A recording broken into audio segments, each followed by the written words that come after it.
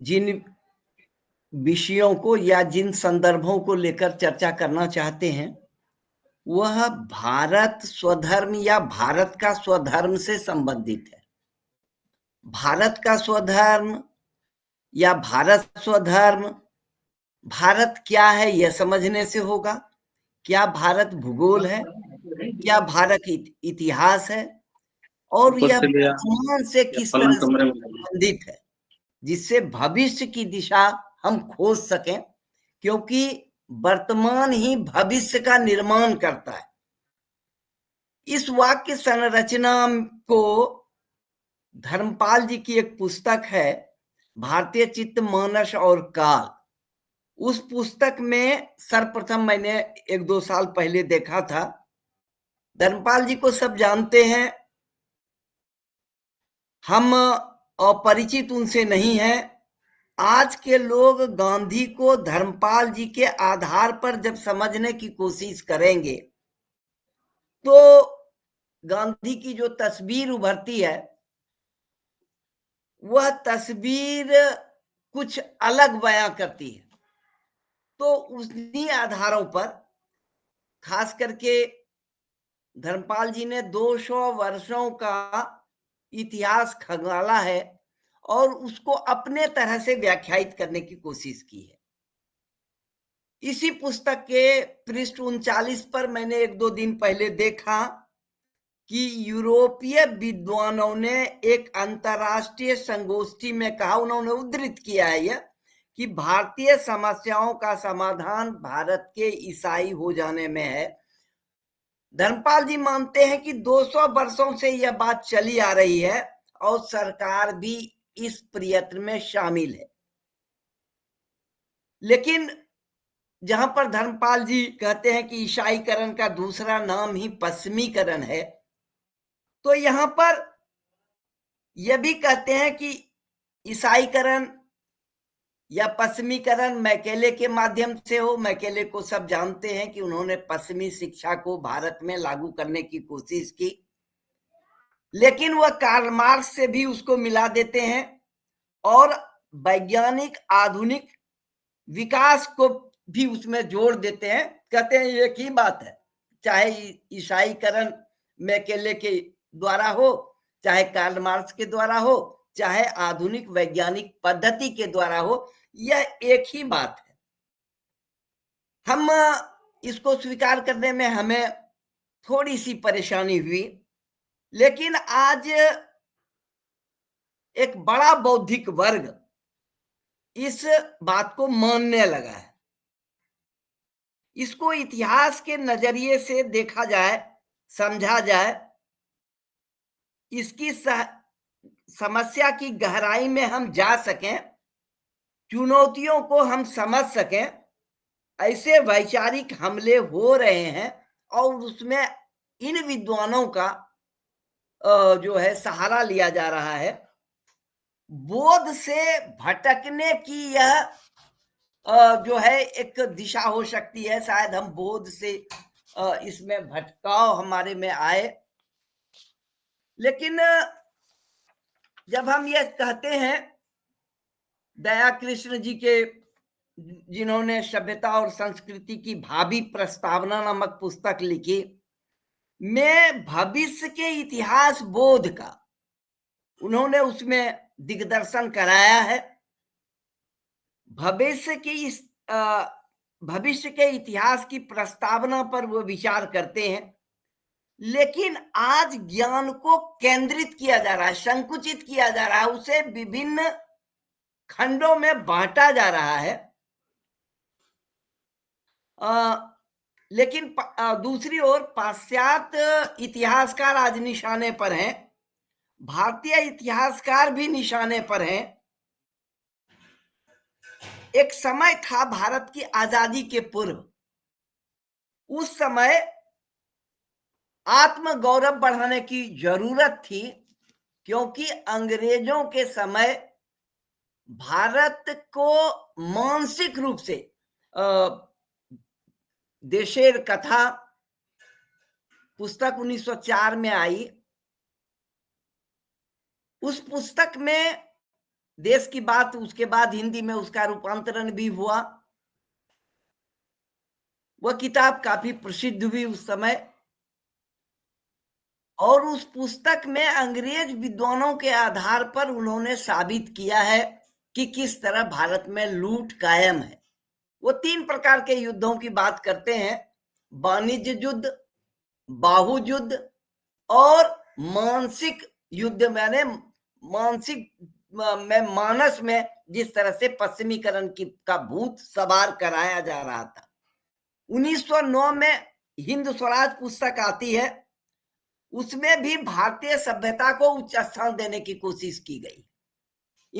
जब गांधी बैरिस्ट्री करने इंग्लैंड जाते हैं, उस समय भी जो संपूर्ण गांधी वांग्मय के खंड 1 में संकलित है, वह सारे लेख जिसमें गांधी ने भारत के भोजन के, भारत के रहन सहन को, भारत की सभ्यता के जो मानक हैं उसको प्रदर्शित करने है, उसको दिखाने है, उसको उच्चतम स्थान देने की कोशिश की। क्यों ये हो गया?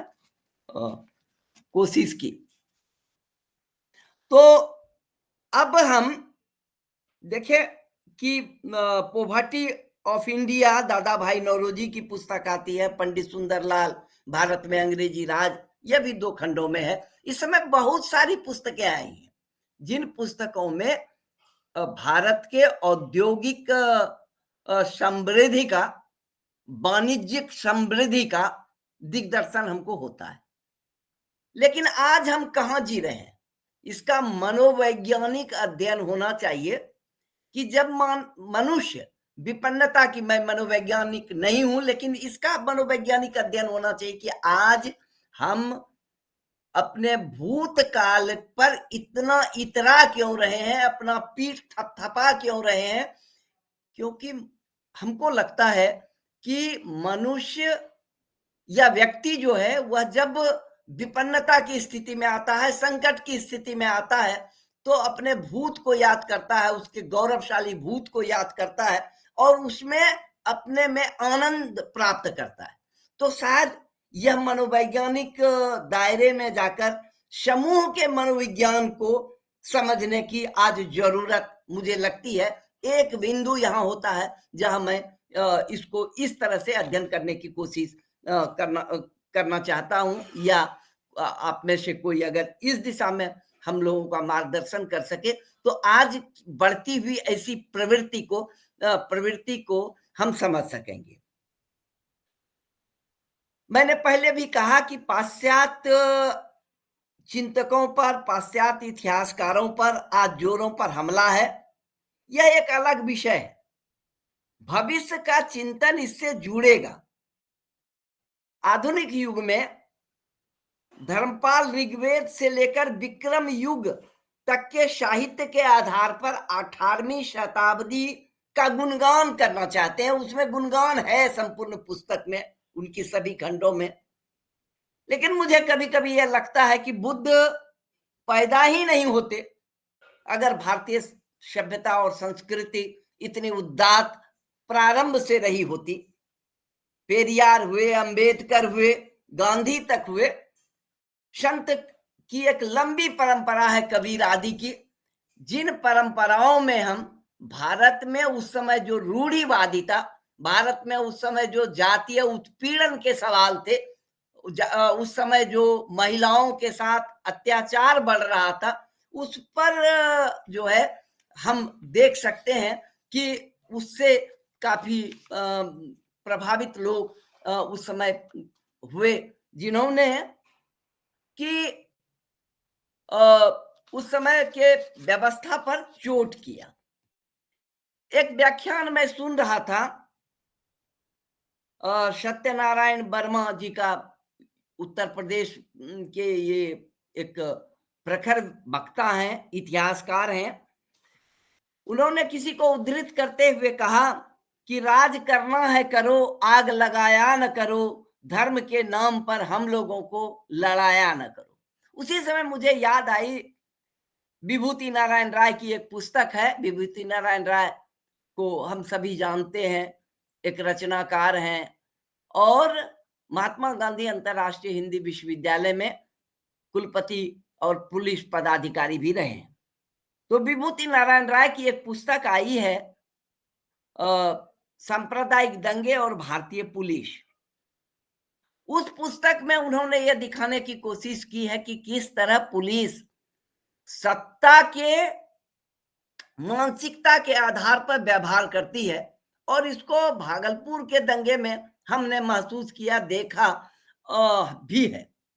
लेकिन वर्मा जी जब कहते हैं कि लड़ना बंद कर देंगे तभी हम विश्व गुरु बनेंगे, नहीं तो हम विश्व शिष्य भी बनकर बन नहीं सकेंगे। ठीक है, उनके ही व्याख्यान में भारतीय संस्कृति और इतिहास के संबंधों पर भी उन्होंने चर्चा की। उसी आधार पर मैं वो अच्छा लगा मुझे, इसलिए उद्धृत कर रहा हूं। उनके अनुसार भारतीय संस्कृति विशाल है और ऐतिहासिक ज्ञान हमारा उस अनुसार नहीं है या उससे छोटा है। यानी कि इतिहास के दायरे में बहुत चीजें हैं, लेकिन संस्कृति के दायरे में उससे ज्यादा चीजें। हम जब राम कथा, कृष्ण कथा की बात करते हैं तो इतिहासकार शायद इसको इतिहास का अंग न माने, लेकिन यह संस्कृति का अंग है। इतिहास का अंग इतिहासकार इसलिए नहीं मानते हैं कि इसमें तर्क नहीं है, इसमें प्रमाण नहीं है, इसमें स्रोत नहीं है, इसमें वेरिफिकेशन नहीं है, इसलिए इतिहास के तत्व इसमें नहीं है। लेकिन आज बहुत लोग इन कथा प्रसंगों को ऐतिहासिक मानने लगे हैं और इतिहास के अध्येता इसके साथ खड़े नहीं हैं काफी, लेकिन इतिहास के अध्येता भी इसमें शामिल होते चले जा रहे हैं।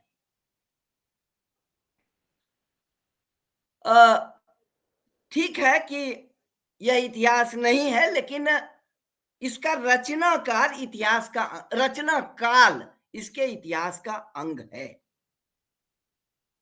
और कथानक की चीजें हमारे संस्कृति का अंग बन गई है। अब देखिए, महाभारत और राम कथा या रामायण दोनों चीजें हमारी संस्कृति का जब अंग बनती है तो इनके बीच भी मेलजोल होता है, मेलजोल का परिदृश्य विद्यमान है। हमने इतिहास क्या है इयचकार से समझने की कोशिश की, दया कृष्ण जी से समझने की कोशिश की। ठीक तो मैं यह कह रहा था कि अभी उसकी व्याख्या मैंने पहले भी की। तुलसीदास जी ने यह कहा कि ईश्वर अंश जीव अविनाशी, या यहीं से आत्मा का कंसेप्ट आया है। हम शरीर नहीं है तो फिर आत्मा के कारण ईश्वरीय गुण है, तो गुण वह क्या है? सत्य, शिव, सुंदर है, वह बड़ा है, सुंदर है, कल्याणकारी है। त्याग, समर्पण, वैराग्य की भावना यहीं से आती है। लेकिन हमने विरोधी सीमा का भी निर्धारण किया, इसके साथ साथ जातियां बनाई, रंग का दिया। यह सारी ईश्वर की कल्पना को तोड़ती है। हमने प्रकृति को भी ईश्वर माना, और जब प्रकृति को ईश्वर मानने वाले लोग धूप और हवा का उदाहरण देते हैं कि यह सबको समान रूप से मिलती है, लेकिन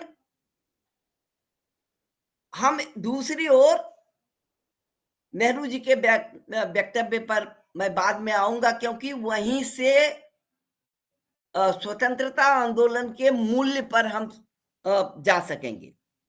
लेकिन प्रारंभ से ही धार्मिक कार्यों में सहयोग की प्रवृत्ति चलती रही।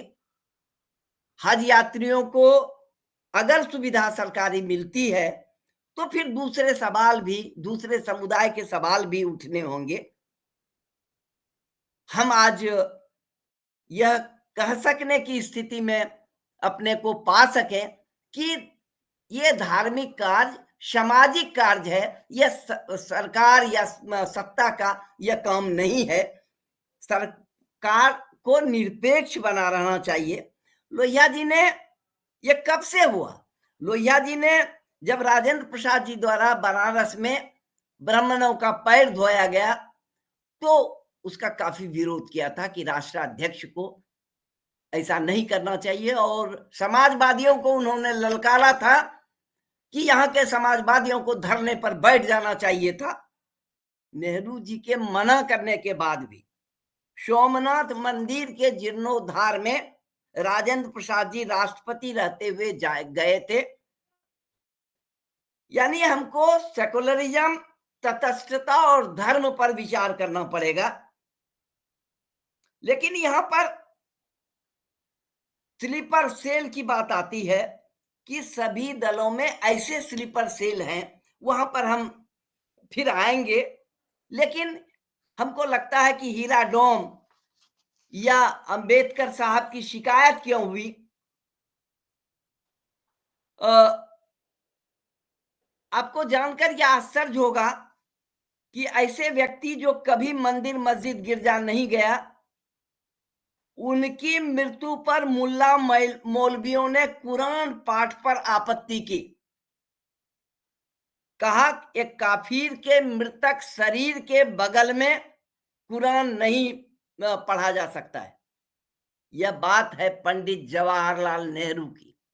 कितनी कट्टरता, चाहे वह हिंदू हो चाहे मुसलमान हो, आई है। 22 दिसंबर को मौलाना मजरूल हक का जन्मदिन था। उन्हें न तो कौन विधान परिषद में जाने के लिए मुसलमानों ने वोट दिया, न हिंदुओं ने वोट दिया। माने मुसलमान यह मानते रहे कि हिंदू का पक्षधर है, और हिंदू मानते रहे कि वह तो मुसलमान है। तो ऐसी परिस्थिति सामाजिक कार्यकर्ताओं के साथ आ जाती है। जो सामाजिक कार्यकर्ता निष्पक्ष रूप से खड़ा होता है वह कहीं का नहीं रहता है, किसी वर्ग का नहीं रहता है। तो उसके बाद उन्होंने 1927 में, संभवतः 1927 में संन्यास ले लिया, और नहीं, 1927 में कांग्रेस ने अपने अधिवेशन की अध्यक्षता कराना चाहता। अब वही मौलाना है जिन्होंने बिहार में कांग्रेस की स्थापना की, वही मौलाना है जिन्होंने विद्यापीठ स्थापित की, वही मौलाना है जिन्होंने पटना में विश्वविद्यालय की स्थापना कराई, वही मौलाना है जिन्होंने बिहार को स्वतंत्र एक बिहार का प्रदेश बनाने की पहल की। अब ऐसे अहम भूमिका वाले लोग के संबंध में उस समय राजेंद्र प्रसाद ने कहा कि एक सेतु जो है हिंदू मुस्लिम एकता का एक सेतु। अब वह मौलाना लीग के सभा की भी अध्यक्षता कर रहे हैं और कांग्रेस के सभा की भी अध्यक्षता कर रहे हैं। ऐसे मौलाना है। अब हम आते हैं कि भारत क्या है। अब जो लोग ये मानते हैं कि सांस्कृतिक अवधारणा को मानते हैं, इसको संस्कृति का हिस्सा मानते हैं, कथानकों को, यो इसमें सिंथेसिस ऑफ अपोजिट है, विरुद्ध का मेल जोल है, जिसे हम भारतीय कहते हैं, वह भी विकास की अवधारणा से बना है। भारत का उल्लेख सर्वप्रथम आया है, हम और वर्मा जी ने भी खोजा है, वर्मा जी के लेख में ही, व्याख्यान में ही मैंने सुना, और मैंने भी खोजने की कोशिश की। इतिहास ये बताता है कि विष्णु पुराण में इसका सर्वप्रथम जो है उपयोग हुआ है भारत का।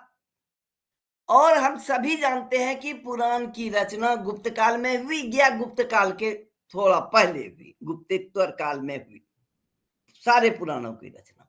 उसमें कहा गया विष्णु पुराण में कि जो देश समुद्र के उत्तर है और हिमालय के दक्षिण है, पहले तो इसको आर्यावर्त कहा गया, जम्बूद्वीप कहा गया। अब हम किस भारत की तस्वीर अपने अंदर सजोए हुए हैं? वह भारत जो मुगल काल का था भारत, आजादी के पूर्व अंग्रेजों का भारत, या आज का भारत जिसमें बांग्लादेश नहीं है, जिसमें तिब्बत नहीं है, जिसमें बर्मा नहीं है, जिसमें पाकिस्तान नहीं है।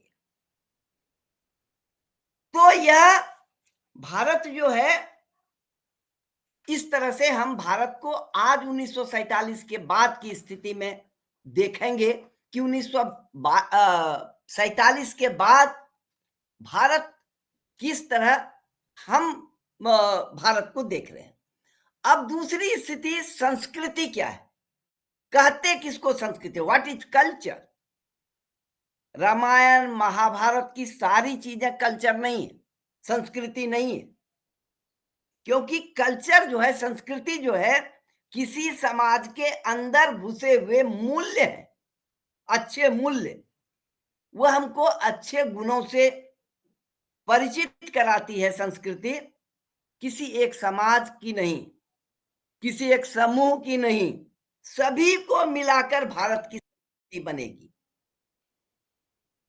तो सभी को मिलाकर जब बनेगी तो हमारे खान पान अलग हैं, हमारे धार्मिक रीति रिवाज अलग हैं, व्यंजन अलग है, पहनावा अलग है, जलवायु के अनुसार उसमें परिवर्तन है। तो आज उसको अच्छी तरह से समझने के लिए किसी एक बड़े भोज में चले जाइए तो वहां तरह तरह के व्यंजन होते हैं। दक्षिण भारत के भी व्यंजन है, उत्तर भारत के भी व्यंजन है।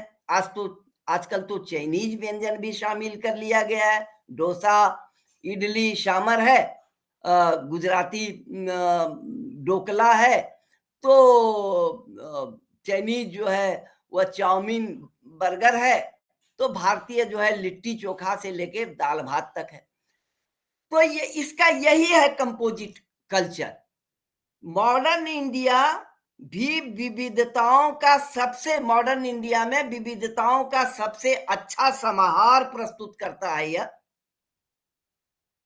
हमने शायद पहले भी कहा कि भारतीय संविधान के मौलिक कर्तव्य में यह जोड़ा गया है कि हम आजादी के आंदोलन के मूल्यों का संरक्षण करेंगे। 19 दिसंबर को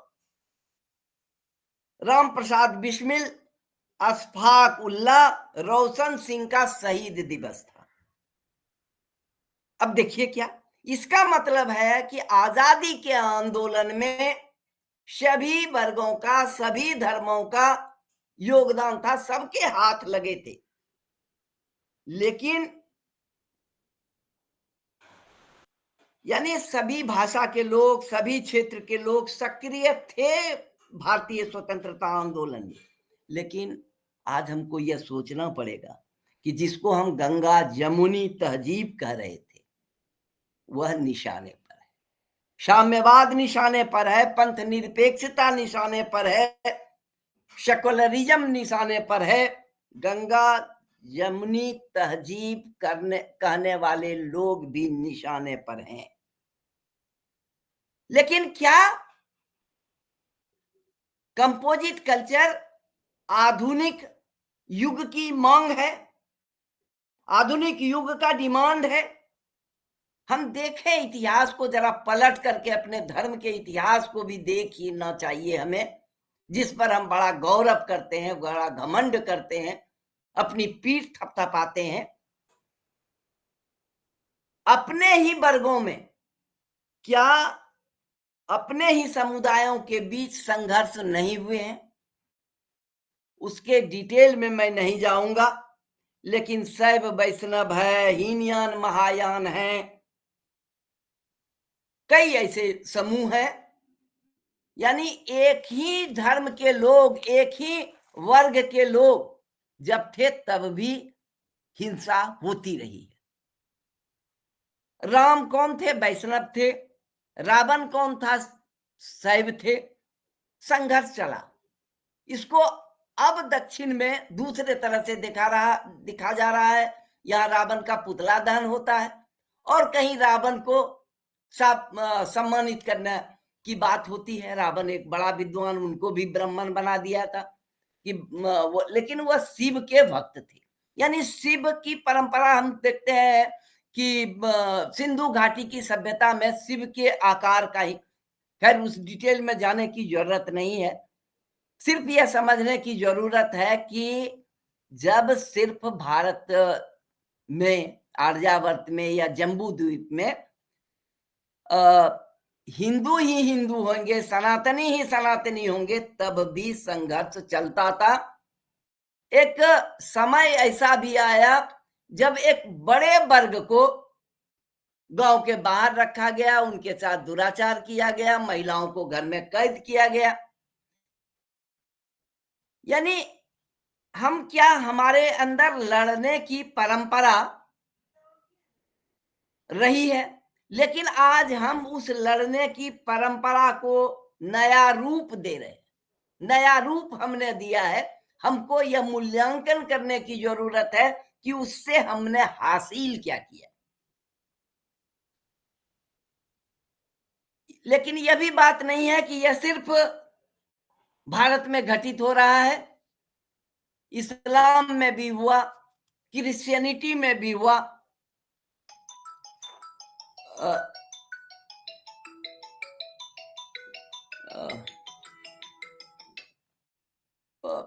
हाँ, तो सब में हुआ।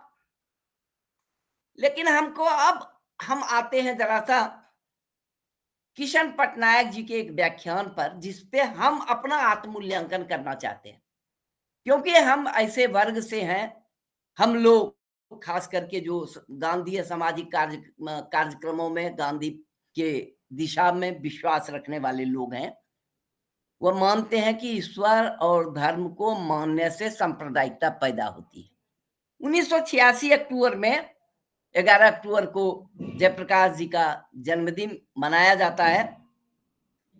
जयप्रकाश जयंती पर लखनऊ में किशन पटनायक ने कहा, मैं उन्हीं के शब्दों को यहां पर उद्धृत कर रहा हूं, कि प्रगतिशील बुद्धिजीवी सांप्रदायिकता बनाम सेकुलरिज्म में, सेकुलरवाद में, इसकी जब चर्चा करते हैं तो यह प्रतिपादित करते हैं कि धर्म और ईश्वर को मानने से सांप्रदायिकता पैदा होती है। लेकिन हम आज 2023 में जहां खड़े हैं, वहां हम देखें क्या सांप्रदायिकता का प्रतिकार हम कर सके हैं? क्या सांप्रदायिकता का प्रतिकार इससे संभव हुआ है? विज्ञान का नियम है, विज्ञान का नियम सब पर लागू होता है कि क्रिया के विरुद्ध प्रतिक्रिया होती है, और वही क्रिया के विरुद्ध प्रतिक्रिया प्रारंभ हुई।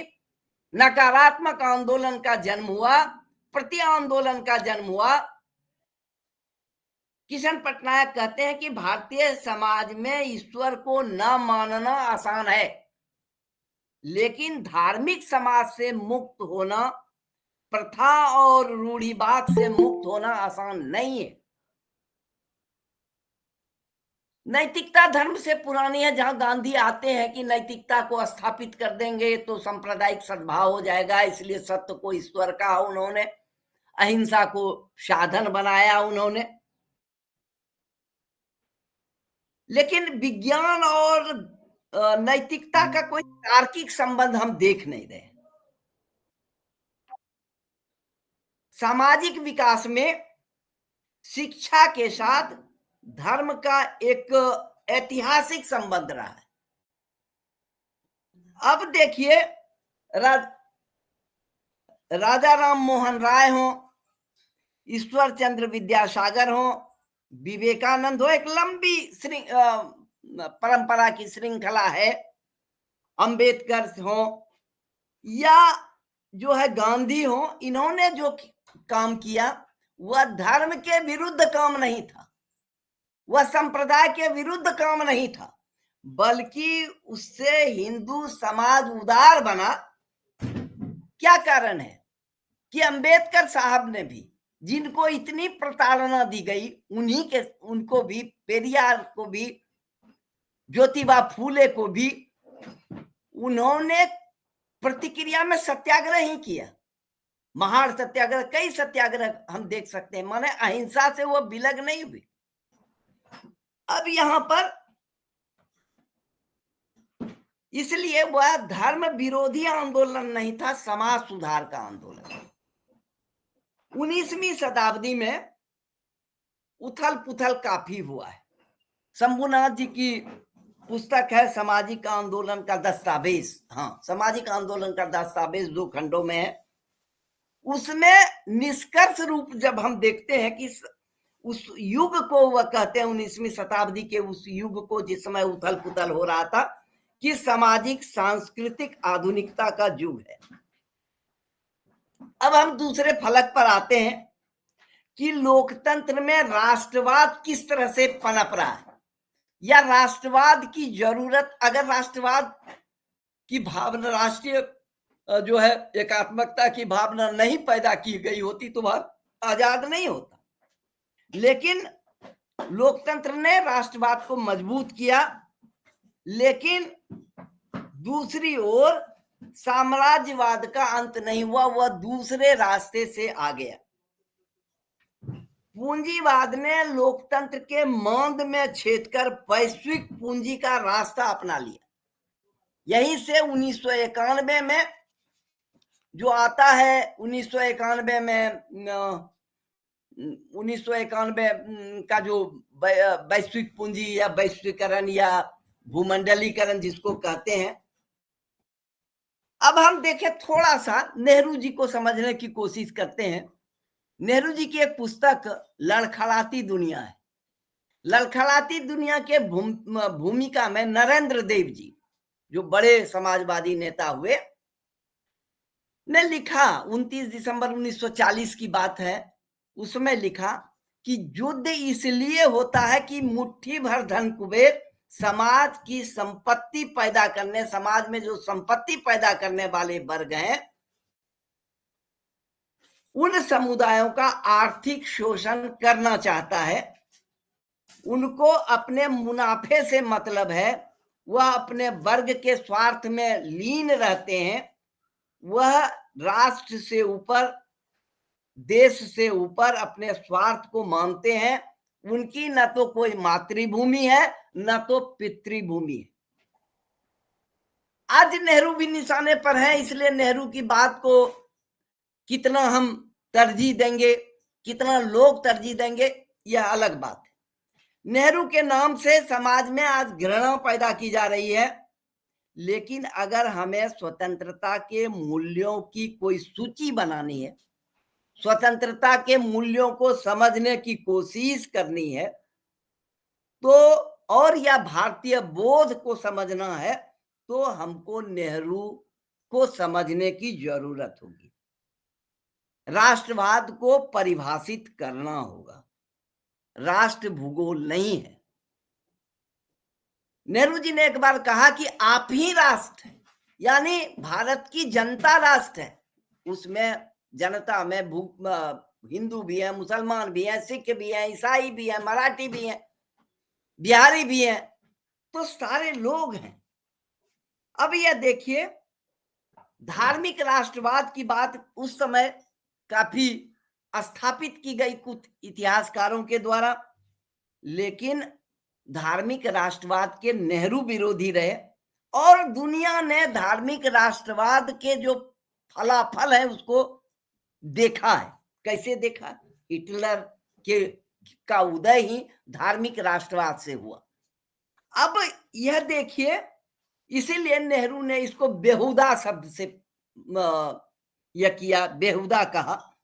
19 जुलाई 1961 की बात है, नेहरू जी ने श्रीनगर में कहा कि राजनीति में धर्म को लाना देश को तोड़ना है। राजनीति और मजहब का गठबंधन खतरनाक है। सांप्रदायिकता के साथ राष्ट्रवाद जीवित नहीं रह सकता है। भारत का राष्ट्रवाद विशुद्ध भारतीय है, न तो वह राष्ट्रवाद जो है विशुद्ध भारतीय। तो भारतीय को समझने की जरूरत है, भारतीय मतलब क्या है, और विशुद्ध भारतीय का मतलब वह भारत का है। लेकिन नेहरू जी ने से गलती जो हुई, उन्होंने सोचा कि आधुनिक सभ्यता के, आधुनिक वैज्ञानिक प्रगति से बड़े बड़े इंडस्ट्रीज खड़े करके हम सांप्रदायिकता को या भारत में की जो समस्या है उसका समाधान कर लेंगे, लेकिन विचारधारात्मक स्तर पर संप्रदायवाद से संघर्ष, विरोध की उन्होंने अवहेलना की और औद्योगिकरण में इसका समाधान देख लिया। यही भूल मार्क्सवादियों से हुई है। अब हम थोड़े से में वैश्विक चिंतन को समझने की कोशिश करेंगे। हटिंगटन कहते हैं सभ्यताओं की टकराहट की बात करते हैं। भाई, सभ्यताओं के टकराहट की बात तो 1909 में गांधी ने की, लेकिन वह उस तरह के सभ्यताओं की टकराहट की सभ्यता से उनके टकराहट का मतलब कोई हिंसात्मक संघर्ष नहीं था। उस डिटेल में मैं नहीं जाऊंगा। अब विभिन्न सभ्यता है, संस्कृति के बीच टकराहट को जब हटिंगटन अवश्यंभावी मानते हैं, लेकिन कहते हैं ऐसे विद्वान की पूंजीवाद ही इसका एकमात्र विकल्प है, या पूंजीवाद को एकमात्र विकल्प के रूप में वो प्रस्तुत करते हैं। न्यूयॉर्क टाइम्स के एक स्तंभकार हुए थॉमस एल फ्रीडमैन, उन्होंने कहा कि वैश्वीकरण या भूमंडलीकरण के दौर में विश्व शांति मजबूत होगी, क्योंकि कोक, पेप्सी, पिज्जा, बर्गर का उपयोग बढ़ेगा, इसे खाने वाले आपस में नहीं लड़ेंगे। अब यह हंसी की बात हो सकती है, लग सकती है आपको, लेकिन इसका मतलब यह है कि विश्व के जो संस्कृति के जो टूल्स हैं वो आपस में मिल जाएंगे। फ्रांसिस फुकुयामा बड़े प्रसिद्ध विद्वान हुए, उन्होंने कहा कि लोकतंत्र और पूंजीवाद का दबदबा बढ़ने से वर्ग संघर्ष समाप्त हो जाएगा, क्योंकि उस समय जो पश्चिमी विद्वान थे उनको वर्गीय संघर्ष बड़ा का खतरा लगता था। मार्क्स बड़े निशाने पर दुनिया में रहे। जब मैंने मार्क्स को ऋषि कहा तो इस पर काफी लोग बौखला गए थे। 2 वर्ष पहले की बात है। जो लाइब्रेरी में बैठकर समाज के निर्माण की चिंता करता था वह ऋषि नहीं तो और क्या था। तो खैर, जो उनका फुकुयामा मानते हैं कि पूंजीवाद व्यवस्था स्थिर और चिरस्थायी जब हो जाएगी तो कोई संघर्ष नहीं रहेगा, कोई वर्ग संघर्ष नहीं होगा। फ्रीडमैन की पुस्तक है the Lexus and the olive tree, और फुकुयामा की पुस्तक है द एंड ऑफ हिस्ट्री। क्या इतिहास का अंत हो गया है? सभ्यताओं की टकराहट जो है की घोषणा हो गई है? तो इन सारे सवालों को भारतीय परिप्रेक्ष्य में जब हम समझने की कोशिश करेंगे तो एक नई दिशा मिलती है। सभ्यता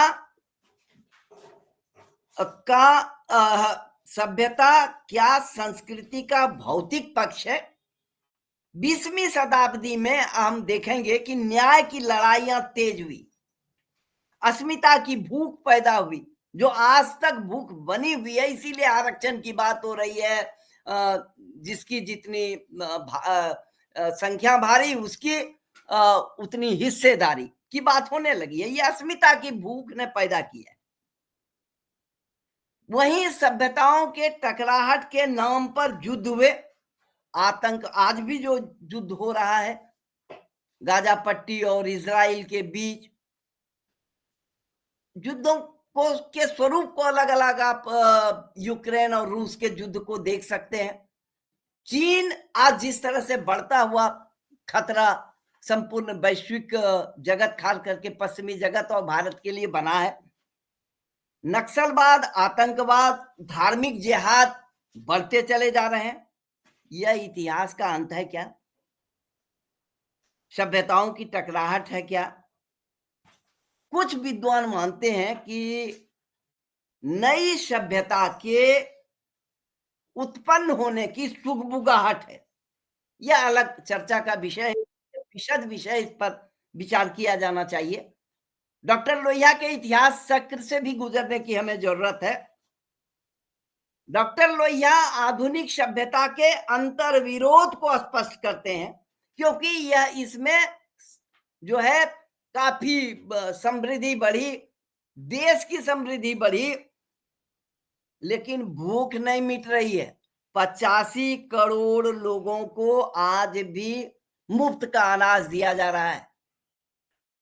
अब देखिए, गांधी जी को समझने की कोशिश जरा सा करेंगे। गांधी जी ने बेलारी के कलेक्टर को उसके द्वारा यह पूछे जाने पर कि भिखमंगों का क्या किया जाए, उन्होंने कहा कि इन सभी को 8 दिनों का भोजन दे दो और कोई काम दो, जो काम कर सकते हैं। अगर यह काम नहीं करते हैं तो इनको भूखों मरने। तो किसी भी देश की जनसंख्या को बैठे बैठे खिलाए बिना, अनुत्पादकता के खिलाए भी, उत्पादन के बिना खिलाए बिना, उनको शरीर श्रम के बिना खिलाए जाने की अगर परंपरा विकसित हुई तो वह देश कभी आगे नहीं बढ़ सकेगा, वह देश बढ़ ही नहीं सकता है। अब यह देखिए, किशन पटनायक जी ने यह कहा कि अपने युग की जनसंख्या के प्रति सभ्यता को जिम्मेदार बनना चाहिए। सभ्यता को अपने युग के की आवश्यकता क्या है उसको पहचानना चाहिए। इसलिए एक बार उन्होंने कहा कि प्रत्येक युग में हथियार अलग अलग होते हैं, क्या सत्याग्रह का हथियार उसी रूप में व्यवहार किया जाए, यह भी शोध का विषय, समझने का विषय। लेकिन वर्तमान सभ्यता का अंतर विरोध हमको समझना पड़ेगा। लोहिया जी से समझे, किशन पटनायक जी से समझे, जिनसे भी समझे, या अपने अनुभवों से समझे। आज हमारी सभ्यता विशाल जनसंख्या के प्रति गैर जिम्मेदार रहे तो काम चल जाएगा, लेकिन वह षड्यंत्रकारी भूमिका में खड़ा है। हमको मार्क्स के उत्पादन पद्धति को, उत्पादन संबंधों को, संसाधनों की उपलब्धता को, नव साम्राज्यवाद को, आर्थिक साम्राज्यवाद को, युद्ध को समझना पड़ेगा। तिब्बत का सवाल अस्मिता का सवाल बन के उभरा है।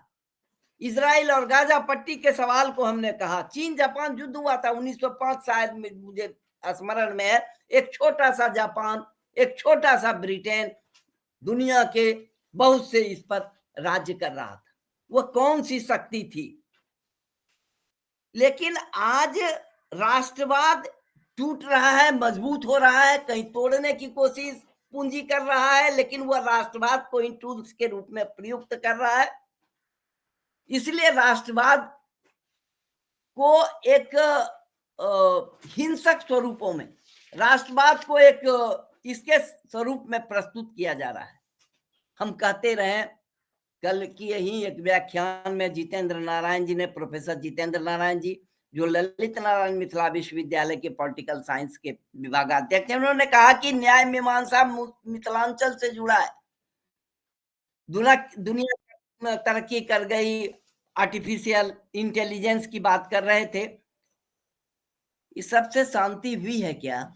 आज की परिणति क्या है? शब्द ब्रह्म है कह गए लोग उस समय, लेकिन शब्दों का दुरुपयोग नहीं हो रहा है क्या? तो यह पीबी काने को भारत रत्न दिया गया। पीबी काने के धर्मशास्त्र की के संबंध में 4 खंडों में उनकी पुस्तक है। तो इन सब के बीच से उभरते हुए आज के लिए रास्ता खोजने की जरूरत है। वहीं से भारत का बोध निकलेगा, स्वतंत्रता आंदोलन के मूल्यों से बोध निकलेगा। पंडित जवाहरलाल नेहरू सरीखे उस समय के शासनाध्यक्षों के शासनादेश से बोध निकलेगा। उस समय चिंतकों, गांधी ऐसे, अंबेडकर ऐसे चिंतकों के चिंतन से बोध निकलेगा, और उस बोध के बाद आज की परिस्थिति का हम मूल्यांकन कर सकेंगे।